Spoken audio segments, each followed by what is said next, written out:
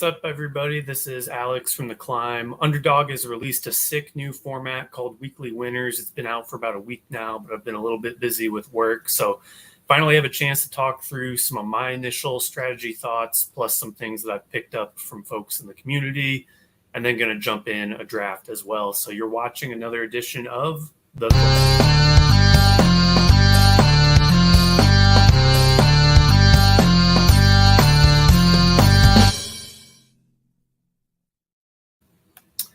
So I'm going to talk through some of my strategy thoughts first, just because there are a lot of things that you got to consider in these drafts, and I do not trust myself to be able to talk through them while trying to think through a draft. So first thing to note with this contest, obviously 261,000 entries, and you're competing against those entries every single week.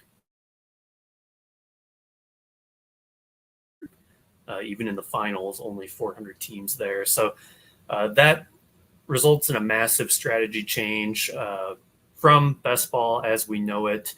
So in this format, it's 20,000 to first each week. Relatively flat payout structure, still $2,000 to 10th, $1,000 all the way down to 20th. But things drop off relatively quickly to the point that even if you're in the top 3%, you're only looking at a $10 payout, less than your entry fee. So in order to see a 4-figure payout in any week, you need a 99.99 percentile outcome. So combine that with the fact that points reset every single week. And I think this really lends itself to throwing safety out the window, giving yourself a chance to optimize for 1 or 2 weeks at the expense of being live every single week. So with that, you kind of got to think about what is optimal. Obviously, we have a lot of data on something like Best Ball Mania, or at least multiple years worth of data. But we don't have anything like that for this format. But I found this from TJ Hernandez. This is looking at the FanDuel Sunday Million contest, which I'll admit have not been playing too heavy in the DFS streets, but I guess this contest is fairly similar in size, in field size at least, to Weekly Winners.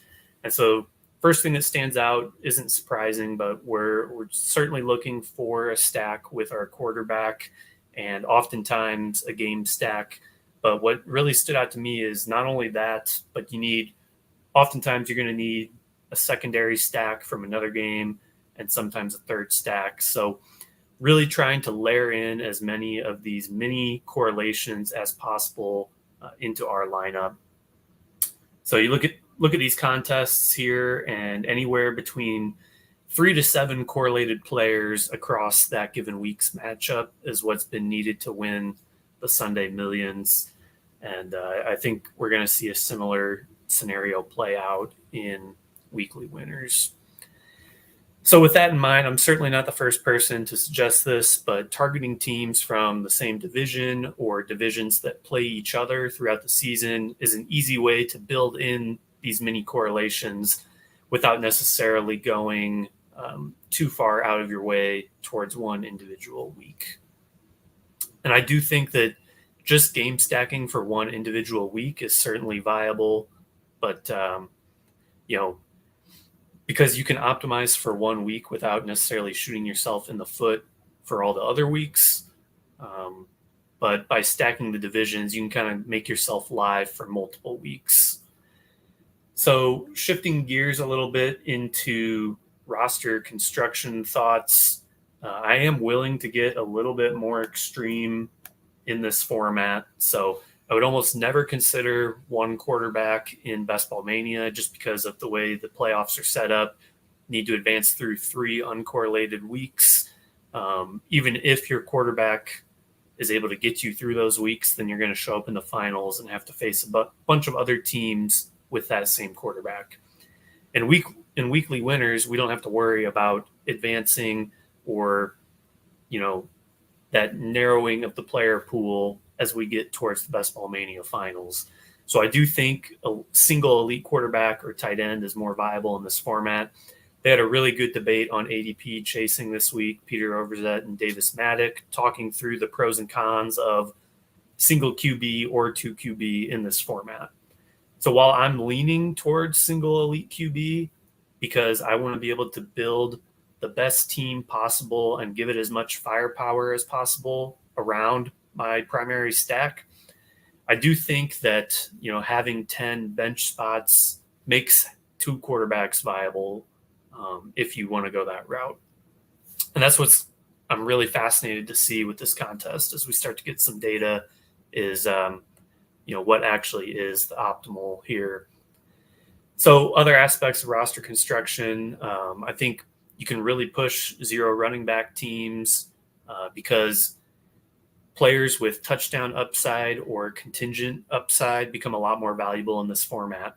You don't need to accumulate points each week over the course of the season. You just need those contingent running backs to hit your lineup for 1 week, and that can supercharge your lineup and get you up in the top, 3% of this contest where you're in the money. So an easy example of that, if Christian McCaffrey misses a game, Eli Mitchell is certainly going to be regarded as a top 10 running back for that week, and you can get him in the double-digit rounds of weekly winners right now. So you can take that the other way as well and do a hyper-fragile build, but only take 3 running backs and just assume that there's going to be enough weeks where you're getting 2 of those 3 to provide you with week-winning upside that then you load up on the other positions to make up for that differences in draft capital. So I do have an example here with my first weekly winner team. It's certainly not claiming this team is perfect by any means, but this is looking at the schedule here. The orange highlighted teams at the top are the teams that I drafted. NFC East, AFC East, and NFC West were the divisions I was going for. So the green boxes are basically games where I have some kind of mini stack or correlated players layered into the lineup. And you can see how it kind of works itself out nicely when you are targeting these divisions. I think another strategy as well is targeting bye weeks, trying to land as many of your players as possible on the same bye week, basically punting that week and then giving yourself a better chance throughout the rest of the contest. So here is that lineup. I did go with the single elite quarterback, Jalen Hurts and A.J. Brown, and then basically going all in on this lineup and saying in the weeks when A.J. Brown goes for 3 touchdowns and Hurts also is the QB1, now I'm giving myself as much firepower as possible to beat out the other A.J. Brown, Jalen Hurts teams.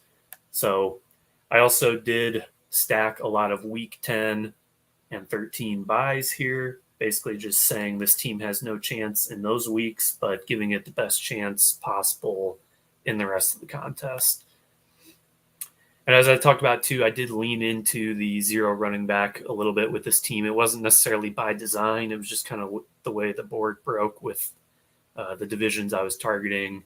But, guys like Eli Mitchell, and then later in the draft, a Zamir White, a Zach Evans. If Josh Jacobs does hold out, all of a sudden I just got a high-end RB2 in the late round of this draft. So those are some of the things I'm thinking through with this contest. And one final thought, I care about ADP a lot less in this format, and I'm especially willing to ditch ADP in the early rounds if it means I can get unique pairings of players.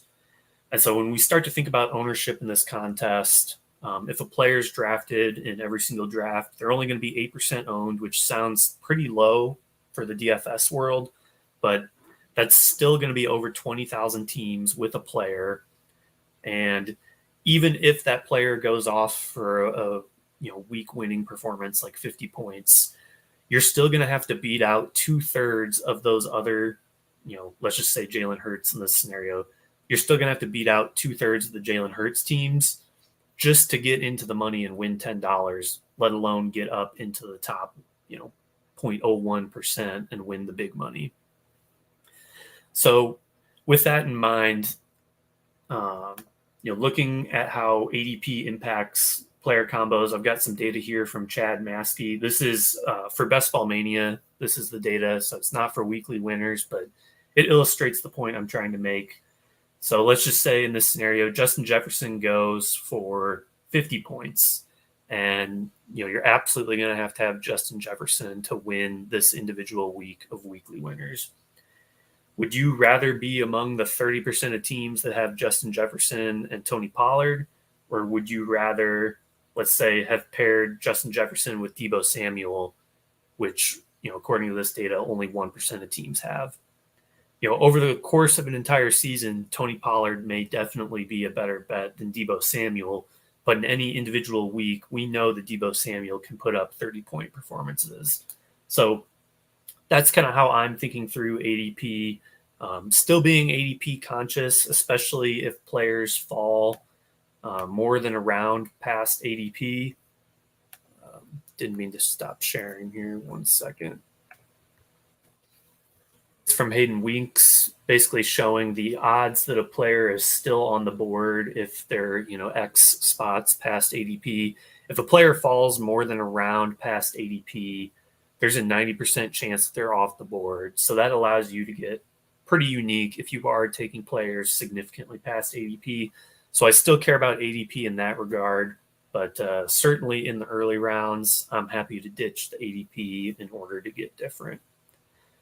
So that was pretty long-winded, but those are just some of the things that really stood out to me when I first saw the details of this contest.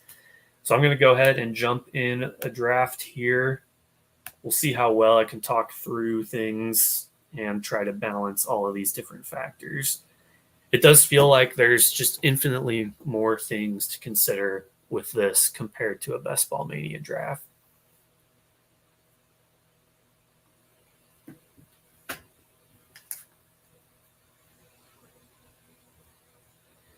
So while we got some time here, going to look at the ADPs a little bit just to see where things stand. You can see Kelsey at the 103 going much higher than his Best Ball Mania ADP of like 106. So I think across the board, we're going to see tight ends priced up, and that certainly bears itself out here. Guys like Pitts and Waller and Kittle all going almost 10 spots ahead of their Best Ball Mania ADP. So I think the market so far seems to be valuing the elite onesies more than they are in regular best ball.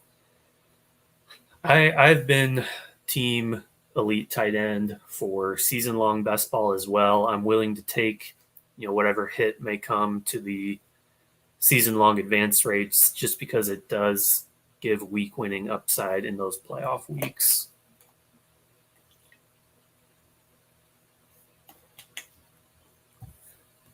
We got fantasy football in the garage. What's up? Should be fun. I've been itching to get in one of these drafts. These drafts are insane. My first one I did definitely gave me a headache just trying to think through all these different angles. It's tough too because I've got things budgeted out for what contests I want to do the rest of the season as far as puppies and Best Ball Mania. And now they've got weekly winners, and there's just feels like there's a million different combinations that you want to get, and there's just no way to get them all. But yeah, I was on the fence a little bit at first, but just thinking through this format has definitely, it's been a real bug inside my brain, just trying to think through all the different angles here.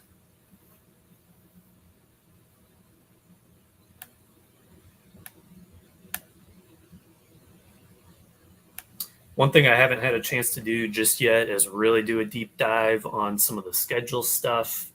I know I've seen a couple people out there with some good comments. Let's see if I can pull one up here.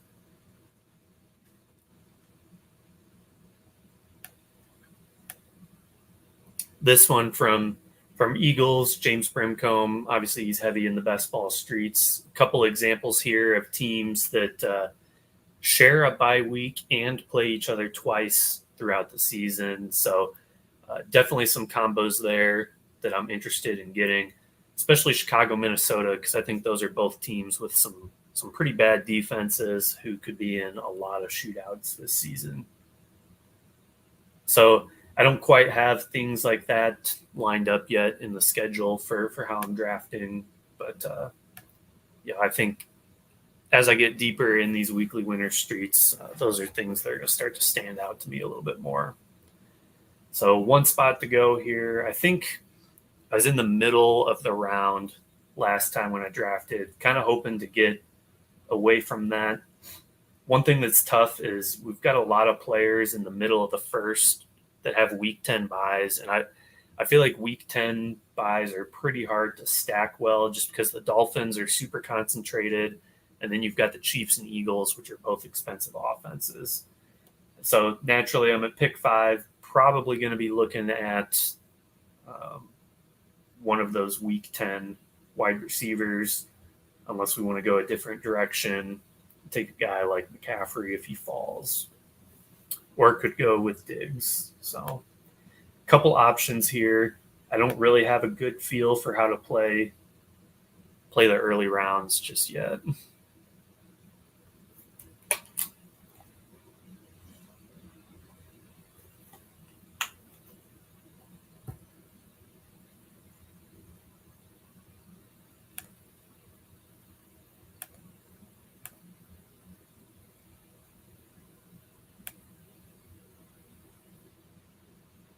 Just looking at some of the ADPs, seeing like if I took a guy like Diggs, what are the odds that Josh Allen falls to me? It looks like there's a decent chance, so I could go that route just so I'm not trying to stack the week 10 buys again. But also love Cooper Kupp this year, so I might go that route.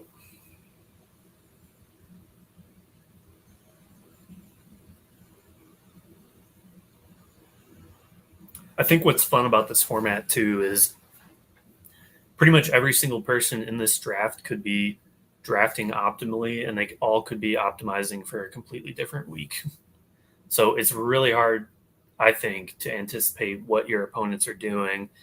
And that's if they're even drafting optimally. They could just be completely off the wall.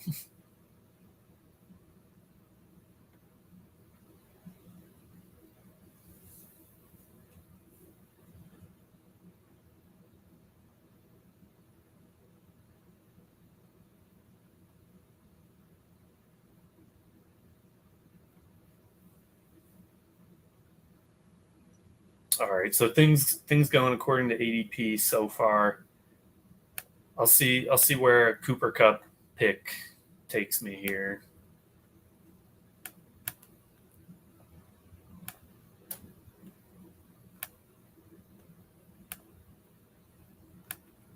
So with the NFC West, we've got NFC East and AFC North as the primary stack partners, and then the Rams play looks like the 49ers in week 18, so don't necessarily have to force anything 49ers related there.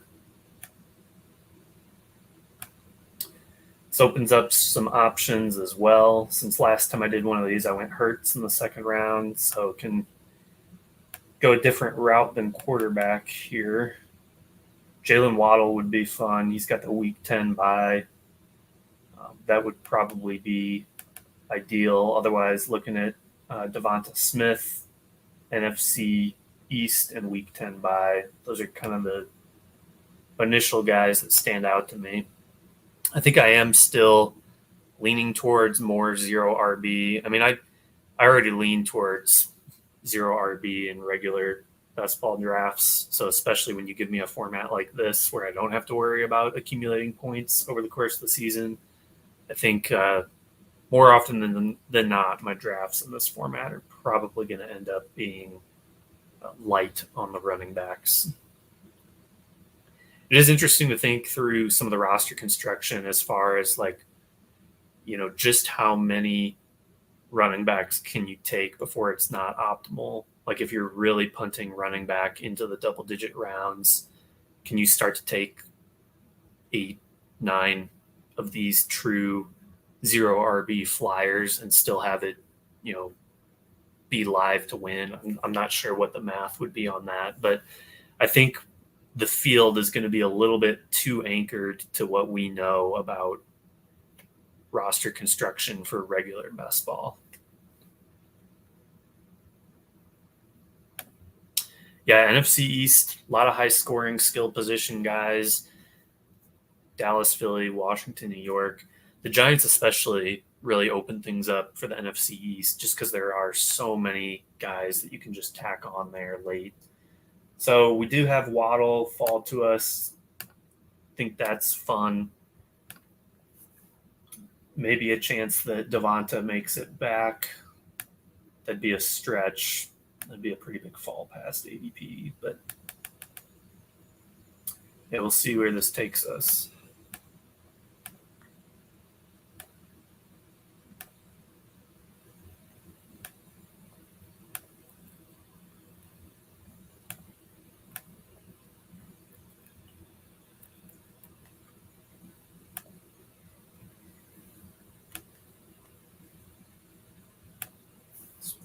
Start throwing guys in the queue.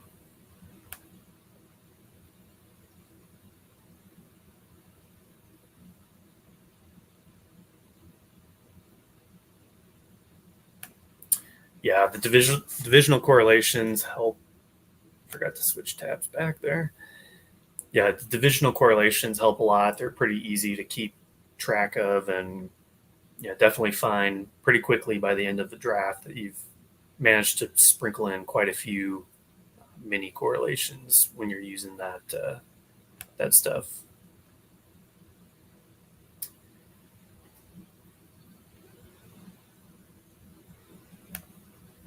We've got Devonta, T. Higgins. If we want to start adding in some AFC North.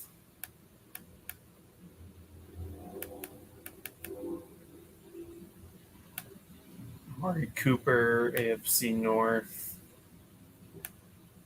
Debo came off the board. He would have been NFC West.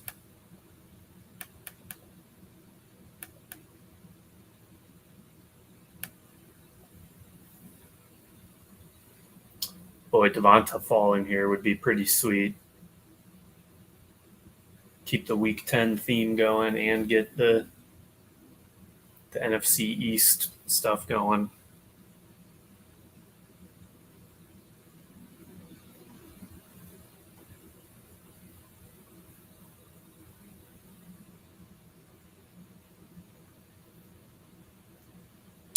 It's interesting too to start to think about, when does it become suboptimal as far as heavily stacking one team. I think in general, I don't want to push it any more than like 3 pass catchers with the quarterback. Dang it, Devonta Smith goes. So that hurts. This is tough because obviously T. Higgins correlates for those division matchups. I like Olave better in a vacuum. It's tough. That's tough. I'll go Higgins just to keep things less complicated as we go along.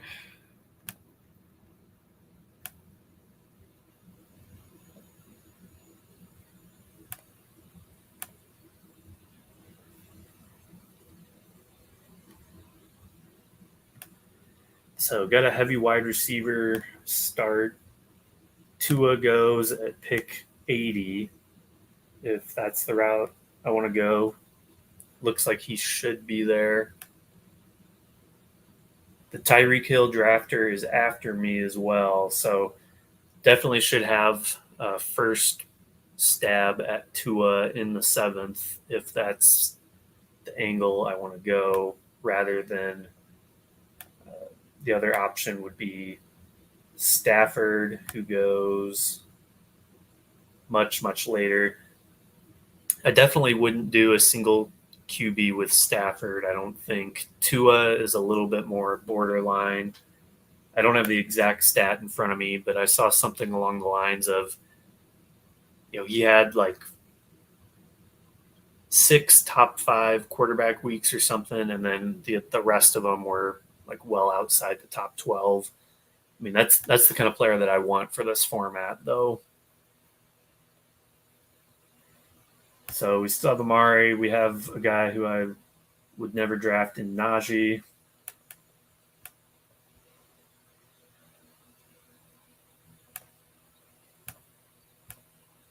Mixon, Terry. Where we can get Kittle is actually interesting to me here. ADP is 53, so would probably push him into the fifth, but getting Kittle as our elite tight end, NFC West stack partner would be a lot of fun here. Just take Najee out of the queue before anything bad happens. I don't love going Mixon and Higgins. Probably isn't the worst thing in the world, but I don't necessarily love it. I just think the odds of both of them going off in a week is a little thin. So deciding between Mixon or Ayuk here, we'll go Mixon. Again, I don't have a great feel for, if I take player X, where does that get me later in a draft?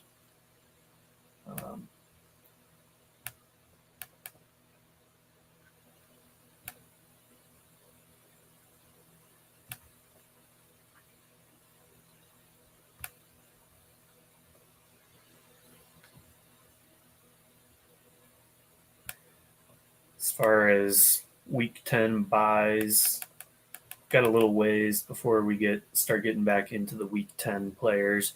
Goddard would be another option at tight end if we want to push it, and then continue to go for the week 10 buys. Could go solo Goddard. It gets tough because if Goddard has a spike week, probably means Hurts had a good week, which means Tua isn't going to be able to separate as well. So at that point, going single tight end with Goddard on a Tua team feels a little bit thin to me. Still got the San Fran guys on the board here. Kenneth Walker there is divisional bring back, but that would be a little bit of an RB heavy start. Would probably start thinking about only going with a couple running backs. Walker goes off the board there. Yeah, Mixon has elite upside in this format. 5 TD game last year would have been a slate breaker. That is one example that I come back to quite a bit with this format too. I just like to think through like, okay, if my running back puts up a 50-point game like Mixon did, where does that get me? Like what combinations would I need to beat out the rest of the field in that scenario? All right. Do like Tyler Lockett quite a bit, but we also have a guy in JSN who's probably going to be there in the 6th round. I think Kittle is probably the pick for me here, and we can just lean towards punting weeks 9 and 10 at this point.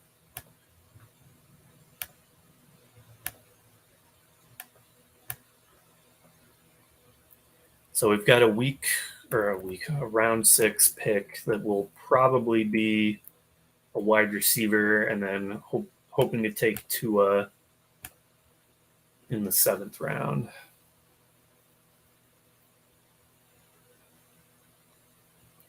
Let's see what we got going on in the rest of this draft. Got Mahomes going early 2nd with an Amon-Ra team. That's an interesting pair. A Lamar Kelsey team, also an interesting pair. I think it'll be unique. I don't know how easy it's going to be to get to the top with those guys. I think one thing that I started to see on the schedule that stood out to me is just looking at the bye weeks. I kind of like week 9, Denver, Detroit, Jacksonville, San Francisco.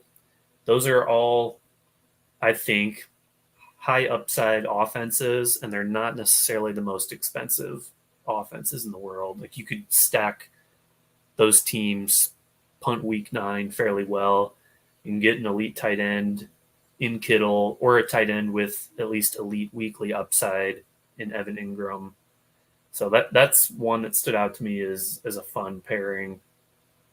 At some point, I think I want to try to stack these teams for like either week 7 or week 13 when a lot of the rest of the field is going to have players on bye. So almost back on the clock here. Did have Lockett go off the board. Cam Akers went off the board pretty early as well. Could go with a guy like Deontay Johnson for another AFC North piece. Unfortunately, we're getting kind of scattered across the board in terms of bye weeks right now. Addison, just a guy that I like in general. DeAndre Swift is actually kind of a fun pick here. He could have a lot of upside in that Philly offense. Maybe we go Swift here. We're going to be playing catch up at wide receiver. I'll play the ADP game. I just have a hard time. I would have been at 3 wide receivers through 7 rounds with a long wait until my round 8 pick. That feels a little thin to me.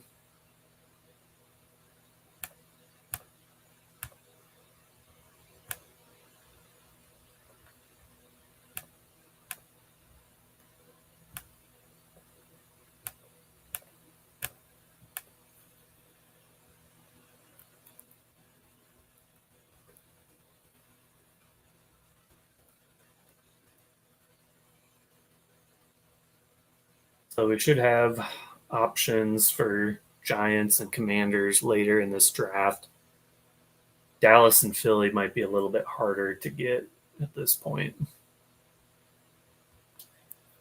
We also don't have anybody stacked up with Miami. If we are going the Tua route, we'll definitely want to get some NFC East. We have stacking partners with Tua.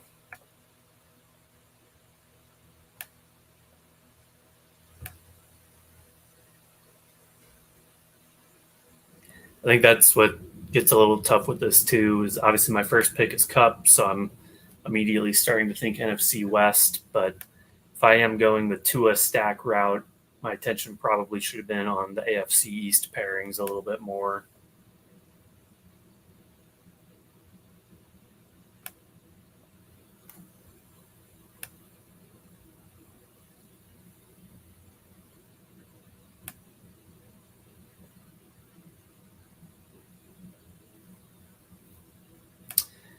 Problem with Deontay Johnson in this format is I think he's probably going to be a bit more of a high floor, low ceiling player. So in hindsight, I don't know if I love that pick. Swift maybe not necessarily the guy I needed there either, but I look down here and I see Pickens and Dotson, and I think those honestly are probably both guys I would prefer in a weekly setting over Deontay Johnson. We'll go ahead and take Tua here. Just lock in that stack there. That's a pretty high upside stack, and then that way I don't have to sweat getting a guy like Stafford or Purdy to go with Kittle. I can make sure that I have a guy locked up at that point. So got a bit of a wait here before we drop into the early 90s and early 100s. See if there's at this point probably not much in the way of Dolphins besides running backs.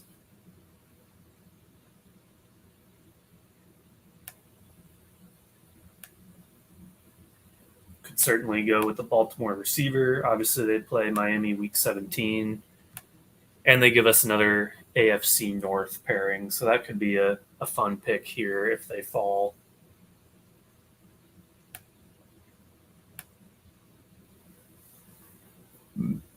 Forgot to switch screens back, but did take Tua there in the 7th.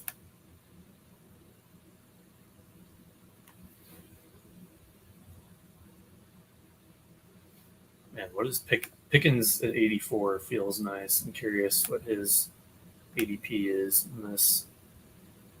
ADP is 80, so that feels a little bit low to me. I guess Pittsburgh passing offense as a whole isn't that appealing for weekly upside.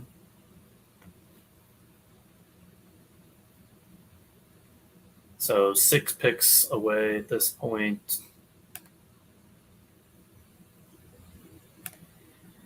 Have quite a few AFC North wide receivers on the board. We also have James Cook. He's a guy who I've really been warming up on after reading, I believe it was Ryan Heath over at Fantasy Points had a really good article on, running back breakout ages, and James Cook really stood out to me in terms of what he showed last year in efficiency as being a potential breakout in that offense next year. Not a whole lot we can do here in terms of week 10 buys unless we're going for a guy like Rashad Penny, who I think was a little bit further down.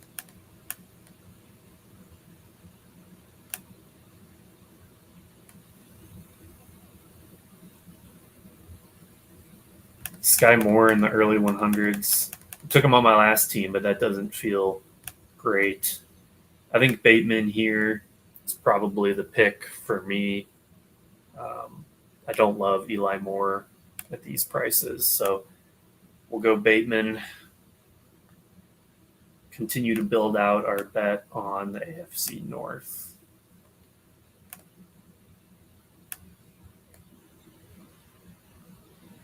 And we'll have some guys we can take late as flyers out of Buffalo and New England as well to start increasing our AFC East presence as well. So 6 picks away again. James Cook and Eli Moore both did come off the board there. Gibson would be a fun NFC East pick, and I think all those running backs have weekly upside in that offense. Sky Moore, just if we want to do the week 10 buys still. Charbonnet, fun option out of the NFC West.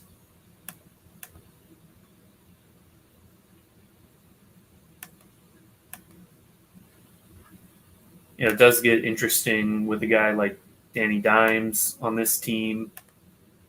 I think I'm okay going with a single Tua and just building that out, but it's definitely right on the cusp for me as far as whether I would want 2 quarterbacks. Obviously, we know Daniel Jones has really high weekly upside.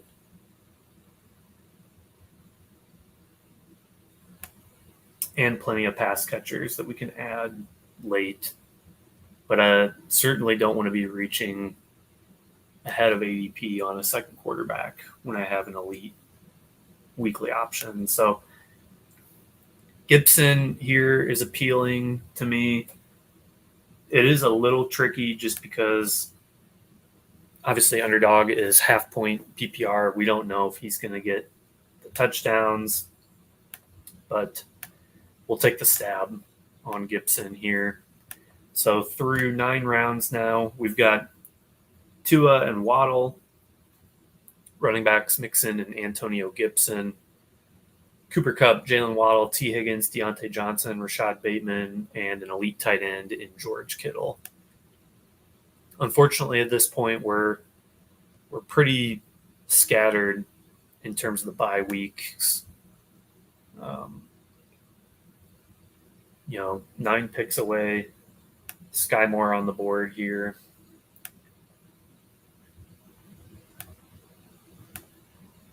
A couple AFC East options as well. Could do Brian Robinson and double tap the NFC or the Washington running backs. That's an interesting pair.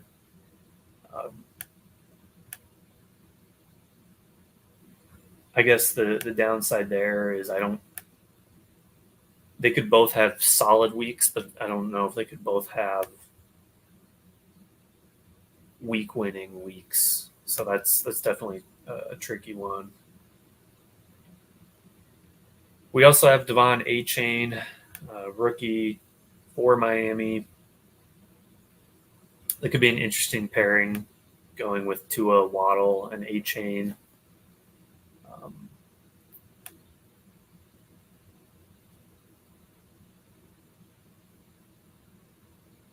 yeah, it's tough thinking through the scenarios there. What's it going to take for Waddle and Tua to both have a good enough game where they separate from the field, and Devon Achane also has a big game. I mean, I think you're asking a lot at that point. So Brian Robinson does come off the board, so we don't have to make that choice. Eli Mitchell is a pick that I really, really like in this format. We do have Kittle. On the second quarterback front, instead of taking Daniel Jones, we could always wait and take a guy like Brock Purdy or Stafford much later. So I don't necessarily feel the need to force Daniel Jones onto the lineup here just because he has rushing upside. So pretty much deciding between Achane or Eli Mitchell here. No interest in taking Juju from the Pats. No interest in Kincaid. Or we could go McKinnon for the Week 10 bye. I think we'll go Eli Mitchell here. We do still have the option to go with another Miami running back later on, if that's the avenue we want to go.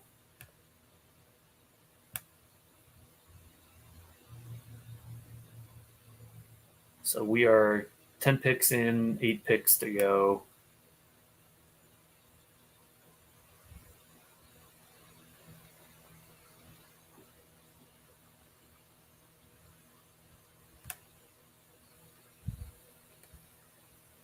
Not a whole lot standing out to me right now at wide receiver as far as what lines up with our teams. Gallup would give us NFC East. We're doing pretty poorly right now as far as stacking up to get the mark off.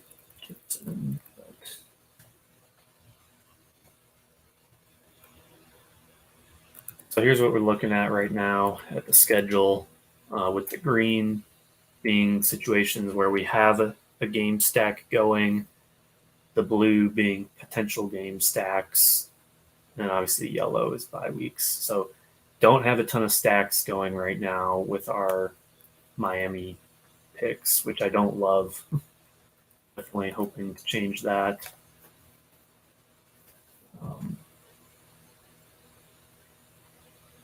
God, I just refuse to take Juju in a contest that requires weekly upside.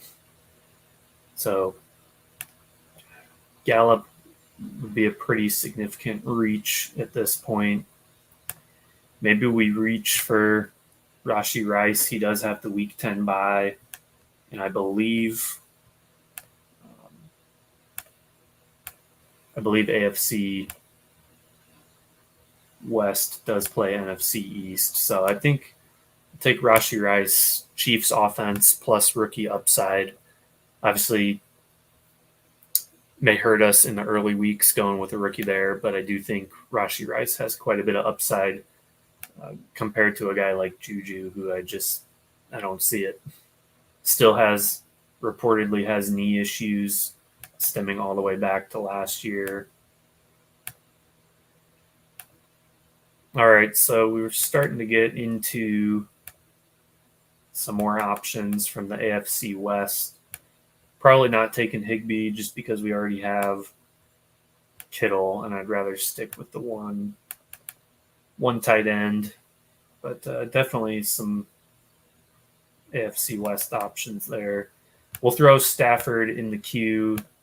Definitely not committing to take a second quarterback here, but could get interesting.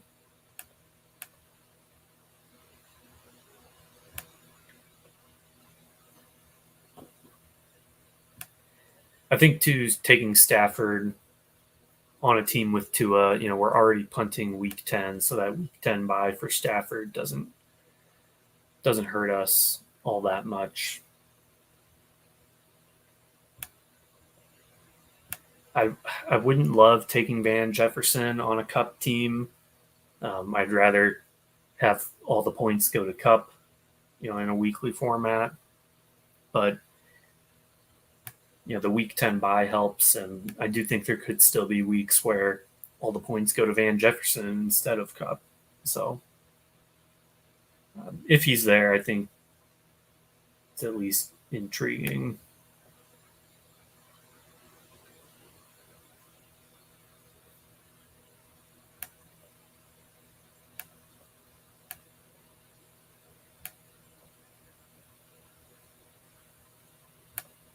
Got Taekwon a little later. All right, on the clock here.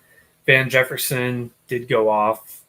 So looking at Rondale Moore, Jalen Warren, or Tyler Higbee. So Rondale's probably going to be the pick here. Continue to add some NFC West pairings. I don't love having any parts of the Cardinal offense in this format, just with how bad we expect them to be. But gave us a lot of little stacked pairings there. So we have quite a bit of mini correlation built into this lineup. It's just a question of whether I can land the plane and really build up that Miami with some AFC East.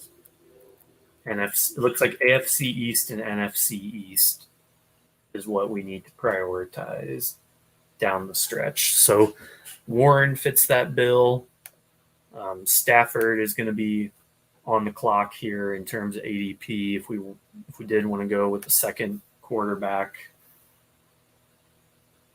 Our running back room right now is Mixon, Gibson, Eli Mitchell. So definitely going to be looking to add some more contingent upside guys there.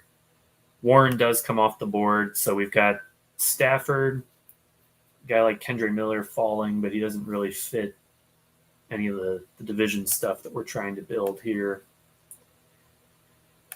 Taekwon would also be intriguing here, but he is a guy whose ADP might fall if they sign DeAndre Hopkins. So Stafford or Taekwon here. I keep forgetting to switch back. Sorry.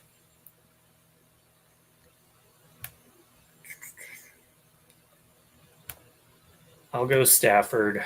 Again, not crazy about the two QBs, but I have the premium offense the premium piece of the offense for the Rams. I've got a wide receiver and Waddle in a very concentrated offense. Like there are paths here for both Stafford or Tua to potentially ping pong high upside weeks with Waddle and Cup, which could give me multiple chances. So 10 picks to go. Kind of doubt Taekwon is going to make it. So going to start looking to see what we have out there for other options.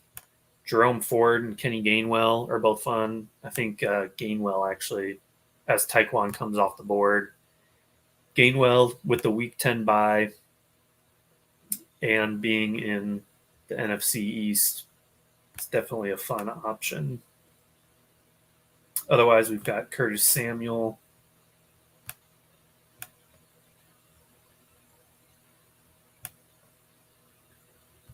We can get rid of quarterback because we are definitely done there. Mostert goes off the board, so man, that was well ahead of ADP. So got to think about if we do want Jeff Wilson, might have to do it in the 15th.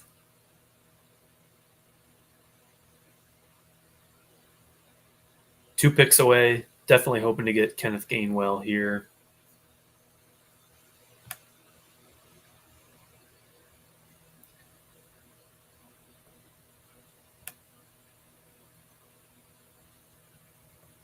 All right, Curtis Samuel goes off, but we do get Kenneth Gainwell. Donovan Peoples-Jones, if we wanted to go Cleveland route.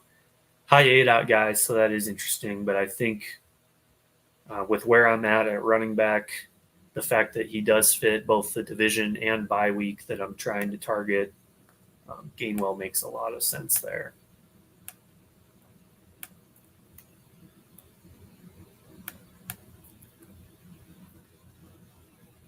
So here's where we stand now as far as stacking up these divisions.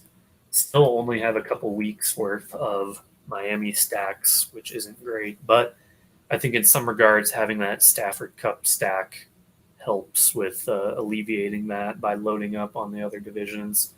Unfortunately, not really any good Seattle options at this point. 5 picks until I'm back on the clock. Should have no problem adding a Giants piece down the stretch. Dallas might be a little bit trickier. Cleveland, Cedric Tillman late, or Jerome Ford if he's still on the clock.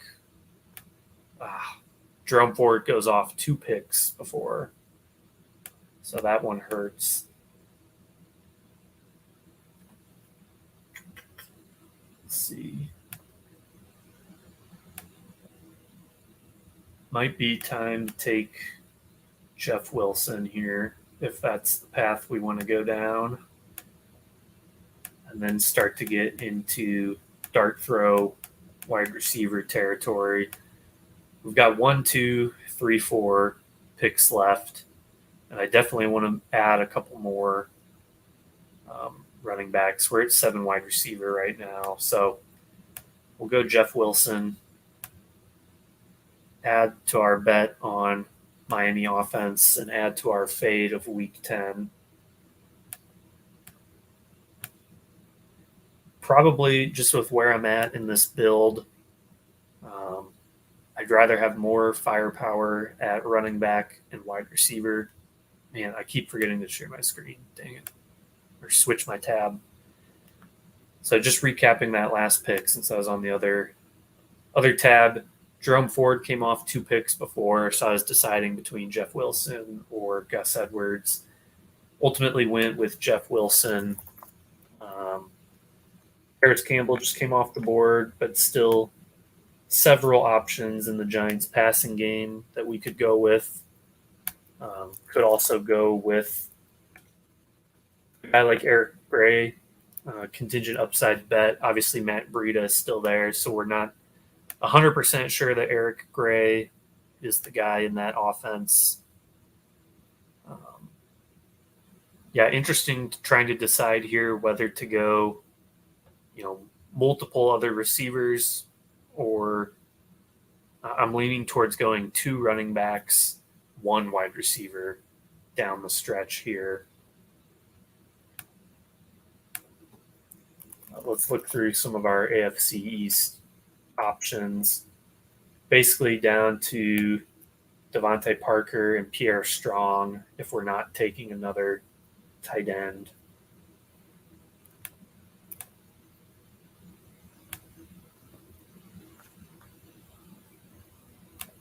I'll at least throw some of these AFC tight ends in the queue here.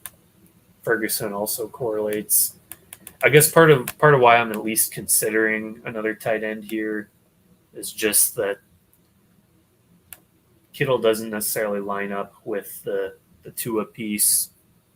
I don't know. That's another tricky one where I'm probably trying too hard to feel safe. Like I should probably just go single tight end.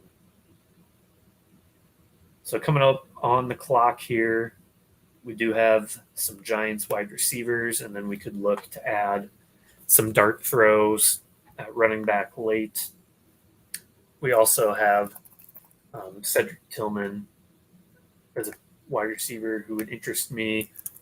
For the Jets, Mecole Hardman off the board, Corey Davis, Izzy Abanikanda, a couple options there. So on the clock here, probably looking Giants wide receiver. I like Slayton in this format, high A-dot guy. So we'll go ahead and grab Slayton. And I'll see if I can remember to switch back from the schedule this time.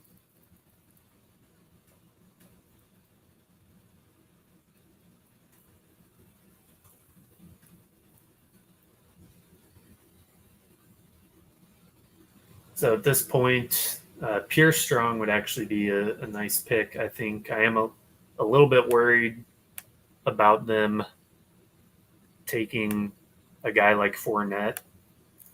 I guess I could also go that route and bet on Fournette to the Patriots. That's one potential option. Got 8 wide receivers, only 5 running backs.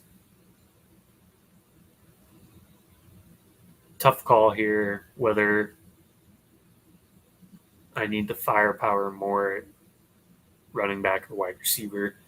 I think at this point, the Deontay Johnson pick in particular stands out to me as being not great, just because this wide receiver room doesn't. It feels like it kind of lacks upside to me.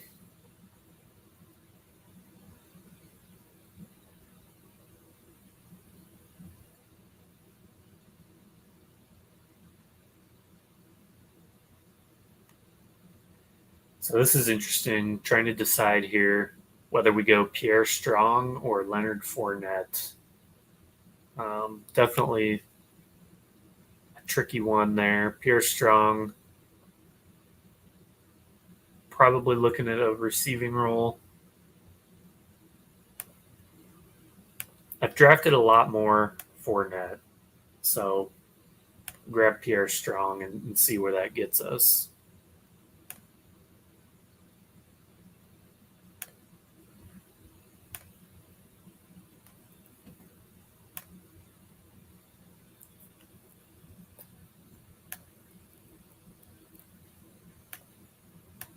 And we also know for a fact that Pierre Strong is on the Patriots, whereas Leonard Fournette would be making a pretty big projection there.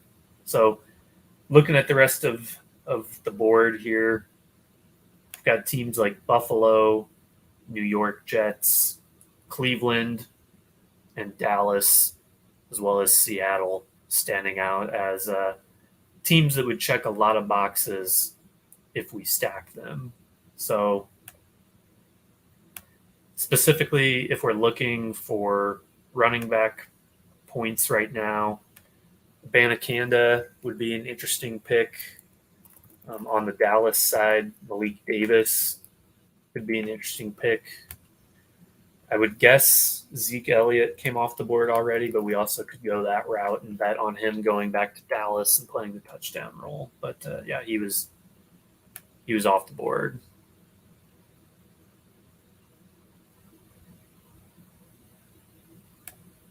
Zamir White is just a fun pick in general, I think, and they do play. Vegas does play Miami and New England this year. Obviously, our New England bet is pretty weak at this point, so don't have to force that. But let's see. Probably looking at a Banakanda here, just to continue adding some AFC East bringbacks.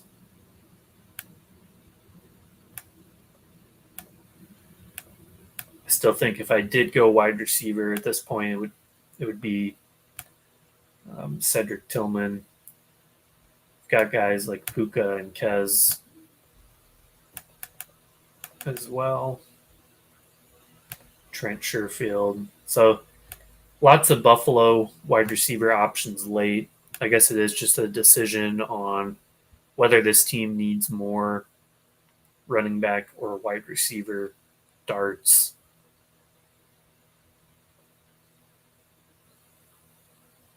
I think we'll go ahead and go Abanikanda.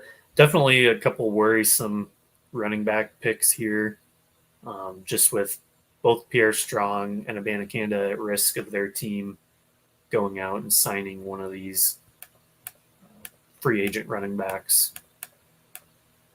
So the final team We've got Tua and Matt Stafford at running back, Mixon, Gibson, Eli Mitchell, Gainwell, Jeff Wilson, Pierre Strong, and Izzy A. Wide receiver, Cup, Waddle, T. Higgins, Deontay Johnson, Rashad Bateman, Rashi Rice, Rondale Moore, Darius Slayton, and at tight end, George Kittle. So this team is definitely dead for weeks 9 with Kittle on bye, and then week 10 with several wide receivers and running backs and both quarterbacks on bye. In terms of where we landed with schedule stuff, let me mark off the Jets here, but then we'll have the whole schedule correlations lined up. Pretty heavy bet on the NFC West, NFC East, AFC North, and then a weaker bet on the AFC East. But did manage to get quite a few weak game stacks in there around Tua. Let's see if there's a particular week where we stack up nicely without having too many buys to contend with. So week 2 looks interesting for this team. Got 1, 2, 3, 4, 5, 6, 7, 8. So 4 total games stacked for week 2. That feels pretty nice. Obviously, haven't looked just yet. A lot of stacks in week 8. The only downside there is no buys in week 8. So my whole team is playing, but so is everybody else's. So that's going to be a tougher week to win. Same goes for week 12. It does look like later in the season, week 16 and 17, quite a few stacks built in there. So it is tough to go through just looking at this and tell which weeks I'm most live for. But yeah, I think a pretty fun team. I think I personally prefer the first one. I drafted a little bit better, but yeah, elite single stacks with my 2 quarterbacks, high upside, potential workhorse in Mixon combined with a lot of contingent upside or weekly upside flyers, and then a decently strong wide receiver room with Higgins and Deontay Johnson maybe not being my favorite picks in the world in this format, but definitely live here. Going to be curious to see how it ends up. But hopefully you learned something. Let me know in the comments what your favorite strategies are. I know Fantasy Football Garage is big on the divisions, but let me know what your favorite strategy is here, as well as what are your thoughts on the overall roster constructions? Would you have gone extra wide receiver there at the end over guys like Pierre Strong or Izzy A? Definitely curious to hear what others think about that. So I'm going to go ahead and wrap this one up. But thanks for watching, and we'll be drafting plenty more here as we head up to the season. Just a little bit under 9 weeks until football is back. Thanks for watching. This has been The Climb.